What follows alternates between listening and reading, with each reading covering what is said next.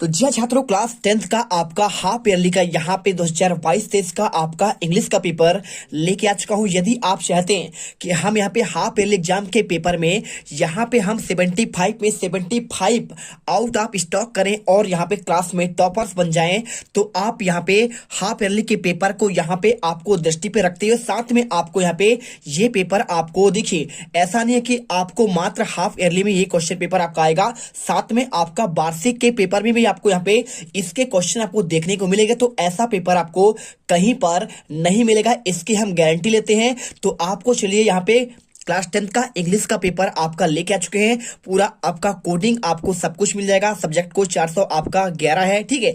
तो आपको यहाँ पे हर एक क्वेश्चन का आंसर आपको प्रोवाइड कराऊंगा।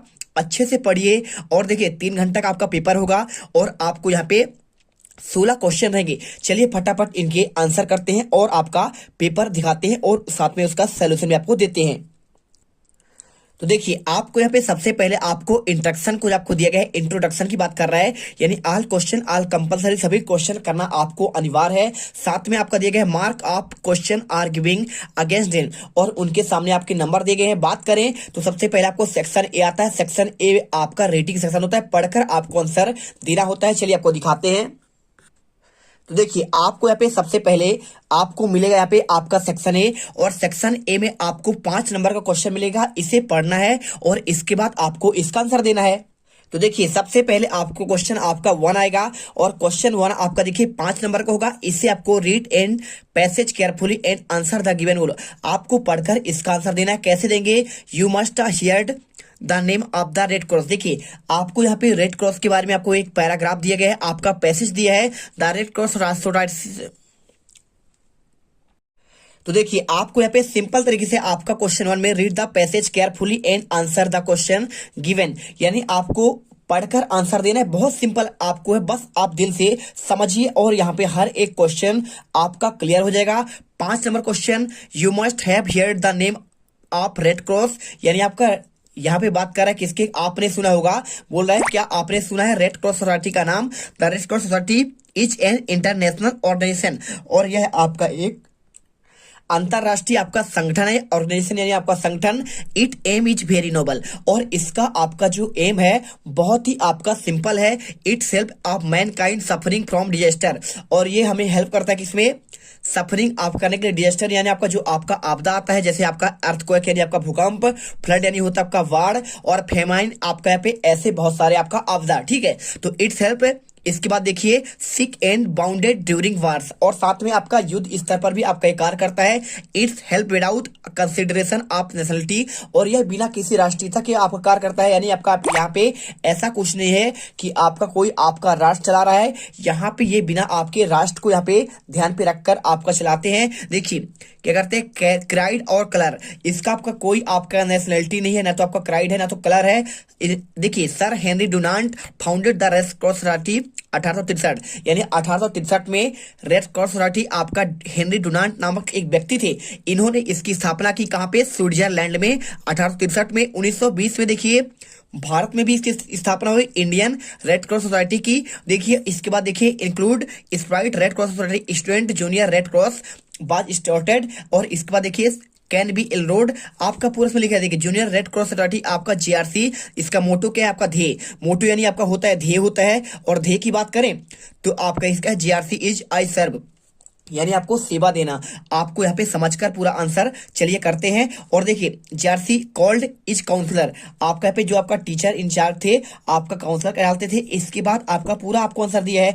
बात करें इसमें आंसर की, देखिए पहला क्वेश्चन मैंने आपका इसमें आंसर भी आपको यहाँ पे लगाकर पूरा आपको लेके आया हूँ, जिससे आपको यहाँ पे परेशानी ना हो समझने में। देखिए Red Cross Society is an क्या है? National organisation, local organisation, international organisation. तो आंसर आपको यहाँ पे इंटरनेशनल ऑर्गेनाइजेशन करना है। इसके बाद देखिए who founded the Red Cross society, तो आपको ऐसा ही आपको पैसेज मिलेगा और ऐसा ही आपको आंसर करना है, ठीक है।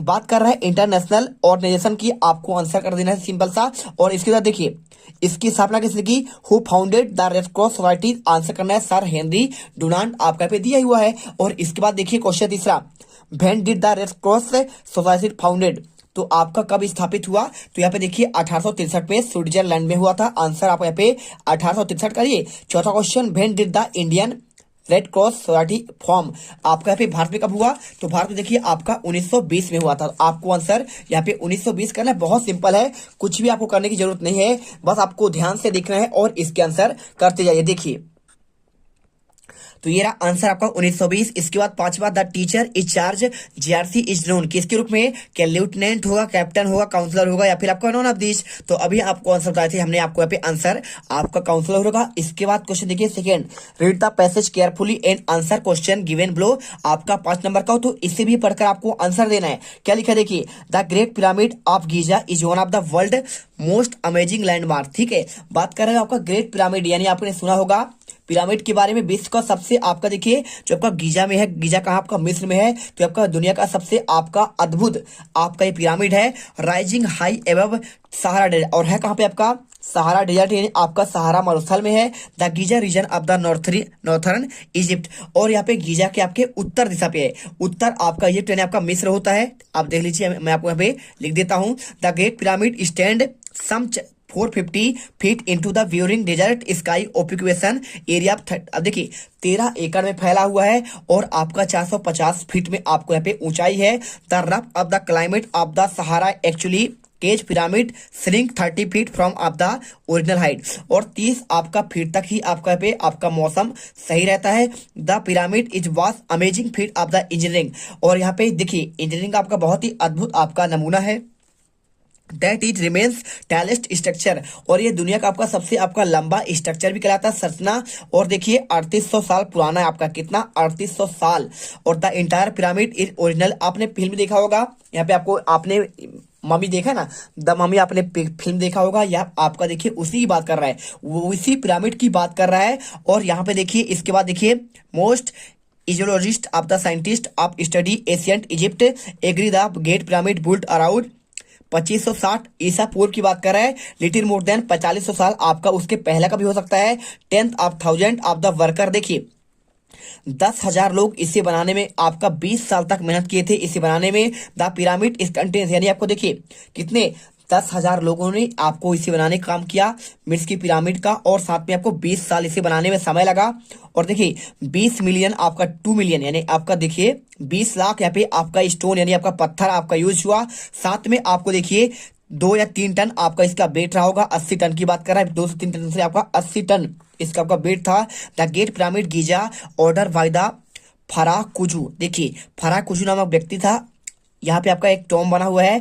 द बिजायर आपका एडवाइजर था, Hemon credit of the human pyramid architect था, और इसके उसने मतलब बनवाया था इसे। और इसके बाद पूरा आपको जानकारी यहाँ पे दिया गया है। अगर बात करो क्वेश्चन की, देखिए मैंने आपको आंसर यहाँ पे लगाकर बता रहा हूँ। देखिए which of the does not house the great pyramid की बात कर रहा है, तो कहाँ पे आपका है, देखिए ये आपका है पे नॉर्थन पे बात कर रहे हैं। यहाँ पे आपका जो आपका हाउस है ग्रेट पिरामिड आपका किस दिशा पे नहीं है, देखिए सहारा में बिल्कुल आपने पढ़ा भी, और साथ में गीजा में और नॉर्थन इजिप्ट, देखिए नॉर्थन इजिप्ट भी आपका यहाँ पे है, सहारा डेजर्ट भी है, और साथ में आपका गीजा है। यानी आपका आंसर यहाँ पे आपका जो नहीं है क्या है, लिखा है नॉट लिखा हुआ है, तो नॉट मतलब आपको साउथर्न इजिप्ट की बात कर रहा है, यहाँ पे आपका नहीं होगा। इसके बाद यहाँ पे दिखा है second, how many stone block constitute the pyramid, और इसमें आपका कितने आपके यहाँ पे ब्लॉक यानी स्टोन आपका यूज हुआ है, देखिए मोर देन आपका 2 मिलियन लिखा है ना यहाँ पे, तो आप यहाँ पे कर दीजिए मोर देन 2 मिलियन, आपका यहाँ पे राइट आंसर होगा। इसके बाद तीसरा, most of the block in the pyramid weight about dash dash ton, तो देखिए आपको 2 और 3 आपको यहाँ पे देखिए लिखा हुआ है यहाँ पे ना 2 और 3, ये देखिए लिखा है 2 और 3, आपका यहाँ पे वेट बात कर रहा है, तो आंसर आप यहाँ पे लिख दीजिए 2 और 3। और इसके बाद देखिए चौथा, which of the following definition best describe meaning of the complex, तो कॉम्प्लेक्स का आपका इसमें मीनिंग क्या होगा आपको इस मैसेज के अकॉर्डिंग बताना है। तो अगर बात करूं कॉम्प्लेक्स का आपका मीनिंग, तो देखिए आपको यहाँ पे ऑप्शन दिए गए हैं, तो आपका ऑप्शन देखिए यहाँ पे मटेरियल्स लिखा है, साथ में आपका ग्रुप लिखा है पिरामिड और आर्मी, तो आपको राइट आंसर आपको यहाँ पे ग्रुप करना है। और इसके बाद आपका ग्रुप दिखा है ना, देखिए आपको इसी में आपको यहाँ पे ग्रुप लिखा हुआ है, ये देख लीजिए आपको यहाँ पे आंसर आपका ग्रुप्स आपको मिल जाएगा पूरे, आपको इसमें आंसर आपको ग्रुप वाला वर्ड आपको मिलेगा, और वही आपको इसमें आंसर बताना था। इसके बाद देखिए लास्ट क्वेश्चन आपका लिखा है इसमें, यहाँ पे लिखा question which of the following is false, कौन सा आपका गलत है, तो आपको आंसर देखिए आपको यहाँ पे Khufu was Hemon visitor and architect, देखिए आपको यहाँ पे आंसर जो दिया गया है आपका ये आपका सही होगा, और Hemon was a Khufu vizier and architect. देखिए the great pyramid last 7 wonder of the world, आपका ये भी आपका सही है। देखिए 7 अजूबे में आपका शामिल है आपका पे ग्रेट पिरामिड, ठीक है। और इसके साथ the pyramid took 10,000 worker about, देखिए 10,000 वर्कर काम किए थे, बिल्कुल आपका 20 साल तक, ये भी आपका सही है। और यहाँ पे Khufu was Hemon vizier an architect, देखिए इसको देखते हैं।